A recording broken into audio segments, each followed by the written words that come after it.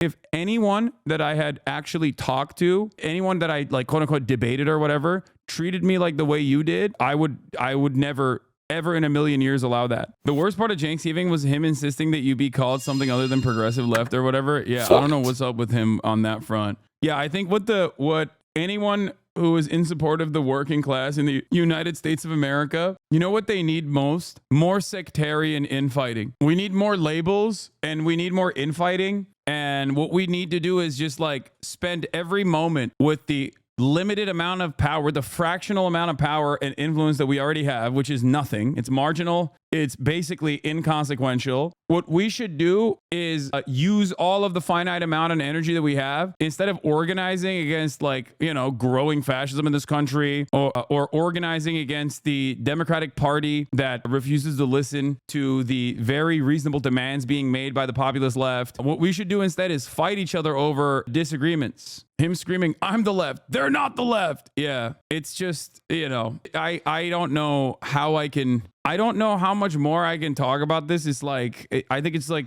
wholly unproductive and completely silly. I hate to see Unk on Unk violence like that. Unk Shaky Gurga coming after Unk Sam Cedar. Not good. Didn't like that. It seems so unproductive to talk about this. I don't know how Cenk does it. Yeah, I think he's just like really upset. I like so much of his anger and resentment would go away if he simply stopped being on Twitter, I think, or stopped listening to any criticisms coming from, you know, Majority Report or anywhere else. What is this? Cenk is 100% cooked, bruh. Majority Report jumped in, and Lance from the Serfs and all the other little dirtbags jumped in, and they were like, Cenk and Anna are turning right. The 13 dudes. I think I got to him a little bit though last night after Shaky Gurga Giving, where I had a conversation with him because he was like, why do you think, because you know, we were talking about like why CNN and all these other like traditional outlets are more receptive to what I have to say than him. And he always thinks it's because I'm hot and young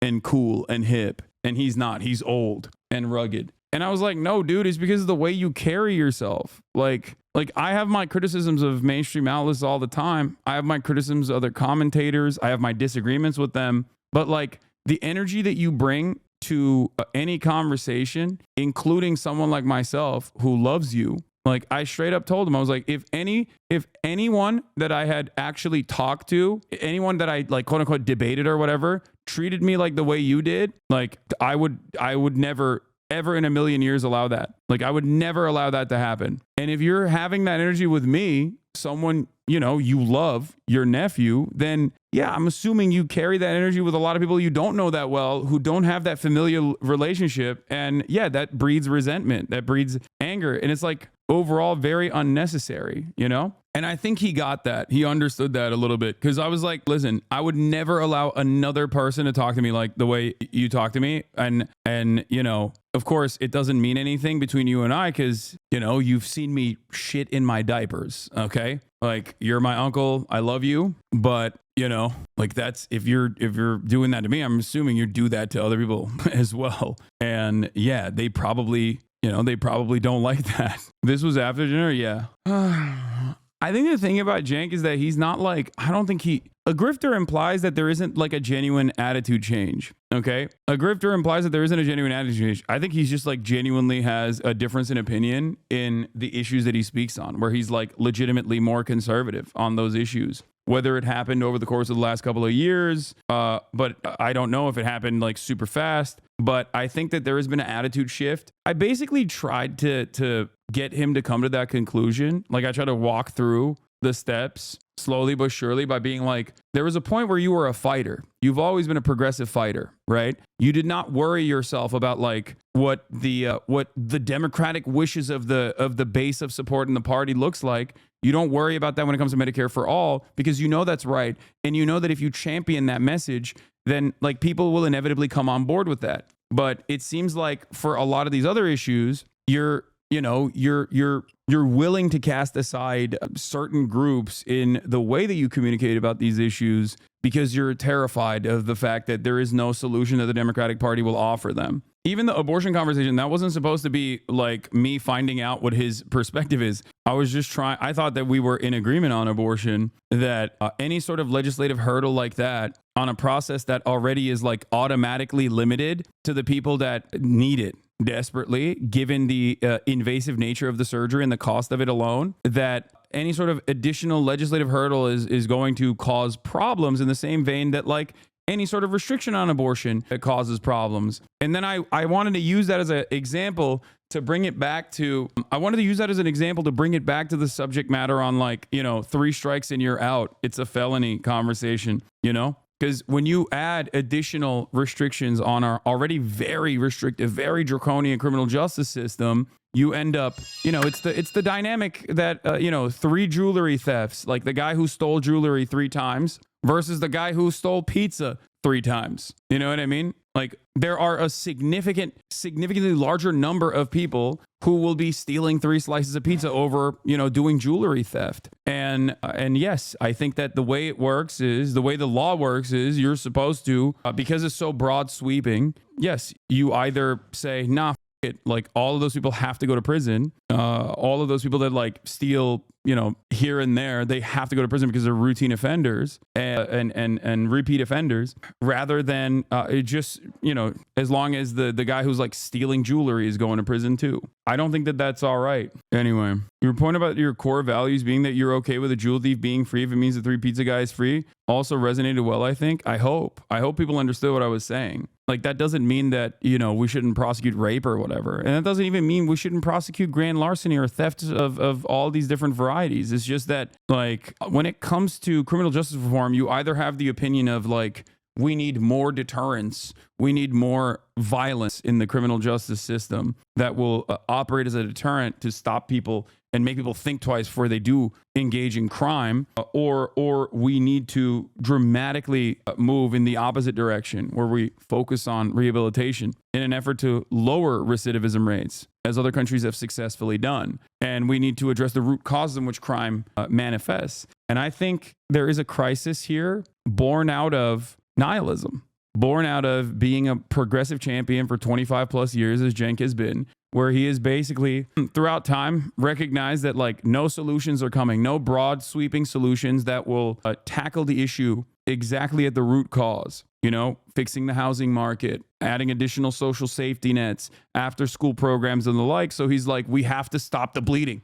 And the only way to stop the bleeding is by being even more aggressive and being even more violent in our penalties. And that in and of itself is a terrifying prospect. That's when you cave to the reactionary in your mind, when you give in, and it's kind of terrifying. It's it's something that I've noticed, that we are at the we're at the precipice of Weimar Germany style governance here. We have like the hyper nationalist, hyper right wing Republican Party, and we have the liberals that are also caving on those fears that they very effectively communicate to. And not only is it, but those fears are also coming out of like, real societal problems. And, I fear that if there isn't a massive base that recognizes the problem and works actively to try and fix it, we're just going to keep bouldering towards fascism. I think he envies you and it's poisonous. You're ridiculous, dude. That's my uncle. He does not envy me. He is very proud and very happy for my success. That's crazy. You're right. Can I? We can protect every surgery, even in China. Okay, even when I have nothing to do with China. You gotta we stop. hate them. They're Nazis. You gotta. Okay. I mean, I'm 100% right. Every drag show did it. You gotta calm Every down. dirtbag show did it. Tell me I'm wrong. This is reframing an issue that is, now we've moved away from the electoral consequences of a trans ad to your own personal anger and frustration that you have with left-wing media online. Look, the idiots are making everyone think they are the left. They're like, we're the left, we're the real left. Okay, we are super extreme. We want free surgeries for every criminal. Yes, we're the left. And oh, Nazi. I think no one that was mentioned in this conversation has any real motion whatsoever in moving the needle. Like, no disrespect to anybody, Lance and the Serfs, Majority Report, myself, or the Young Turks, like even together, we have no motion. The most motion that Cenk ever had was with the Justice Democrats, right? Alongside Kyle Kalinske. And that wasn't because of the massive audiences that they had. That was because they were actually, like the Working Families Party or the DSA in certain instances, like successfully moving the Democratic Party in the correct direction. That's what brought us the squad, right? And it came only because of, yeah, I mean, that progressive swing also happened because of Bernie Sanders too, which opened up the floodgates for that kind of communication. So yeah, Sunrise Movement too. And I think like getting lost in the minutia of online commentary stuff is silly. I don't know. It's just not good. It's not good. It's not smart. Do you think that America's culture of violence contributes to our crime issue in a memorable way? I just feel like our culture we grow up in America is different than Norway, for example. I think American culture contributes to it, but culture is just a reflection of the material realities. So I think it's historically speaking, American culture is developed off of American proto-capitalist sentiment early on with the Pilgrims, and has evolved into what it is now, this like incredibly violent aberration. So American culture was far more left during FDR and earlier. Yeah, on certain aspects, you're right. On like adjusted to its time, on economic improvements, yes. But obviously, socially speaking, no. You know what I mean? Like we had the Jim Crow South at that point. The New Deal also specifically carved out black people. Like this is not, this is pre-civil rights. We had internment camps for Japanese people. There were a lot of progressive policies that were implemented in terms of economic policies, but there was also a shit ton of reactionary policies that were also implemented for marginalized populations. And I don't think that it's appropriate to cast these people aside. I don't think it's appropriate to write them out. You know what I mean? So I disagree with that. Friend of the show on Friend of the Show Violence. Yeah, I have seen this and I love Ested. And now that I'm one of the pod Johns, I feel conflicted here. You know what I mean? I love Ested. He's smart and, I always got his back. You know what I mean? I mean, he cooked here too. You okay? Have you not gotten enough credit for breaking the news that Joe Biden is old? You think you'd have more shame, but I understand that this is just like a game of Sims for you, he said. A good ad for the importance of independent media. I think Ested should go on the Pod Johns. I think the Pod Johns should have him on. I hate seeing my oomps fight, my Twitter oomps. The girls are fighting. Yeah. I grew up watching Jake in high school and he was a major influence on me politically, but I became totally disillusioned in 2016 and disengaged until I found your commentary. It feels like I outgrew TYT. I mean, maybe. I think that these guys also think that like there is a real amount of like audience capture that like those who are on the hyper left, woke left, whatever the fuck you want to call it, people like myself engage in. Like they can't comprehend that like I genuinely don't give a shit about trans people participating with cis people in athletic competition. Like I just don't care. And not only do I not care, but I also understand exactly where that anger and resentment comes from. And it's weird because like they also understand where that anger and resentment comes from. This is a deliberate mechanism to create a permission structure to shit on trans people. Like, yeah, so I'm not going to play along with that, And I think every time you even have that conversation, whether in defense of it or whether you are there to like showcase how rational you are as opposed to these like crazies on the left or whatever, you're basically giving it more legitimacy. You're giving it more air. And I don't think that it's necessary other than talk about how silly and insidious and ridiculous these bills are, these anti-trans bills are, by pointing to the madness of it all. I think that in and of itself is a much more successful strategy, like of deflection. And I don't know why. I just don't understand why people can't see it the way that I do. And it's my fault. I should be able to communicate this a little bit better than I have. And I don't think I've done a good enough job, granting a permission of persecution because some people don't like it. They said that for desegregation. Exactly. Every step of the way, there is going to be